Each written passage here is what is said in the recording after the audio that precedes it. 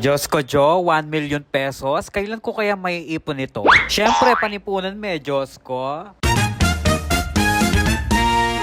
Hey, what's up guys? Atsuna ako na naman. It's me, Everyday Nerwin. For today's video, sana naman kaya pupunta si Everyday Nerwin? Alam nyo ba guys, ang dami kong tanong sa aking sarili. Bakit kailangan pa nating mag-abroad? At syempre guys, paano ba tayo makakaipon? Ang sabi daw nila kapag nandito ka sa Dubai, hindi ka makakaipon dahil mahal daw ang mga gastusin. Diyos ko, Jo, tutupin yung sasabihan do. Siguro nasa sa inyo kung paano ka dumiskarte sa buhay. Kung maluho ka or magastos ka na hindi naman kailangan, Diyos ko, isave mo nemo. Kaya naman guys, samahan nyo ako sa aking paghahanap buhay. Diyos ko, paghahanap ang daming age. Alam nyo naman, pagkapampangan, walang age. Pero kapag maraming age, Diyos ko, dinadagdagan. Nakasakay na pala ako ngayon sa metro, papunta ako sa Center Point. Dahil ang shoot namin for today, Diyos ko, napakalayo. Pupunta pa kami ng Ajman. Diyos ko, Joy, 1 oras ang biyahe. Pero okay lang naman, Diyos ko, para makaraho sa araw-araw. Kasi alam nyo ba, kailangan nating kumita. Diyos ko, Jo. Buti na lang walang masyadong tao dito sa metro. Minsan kasi siksikan.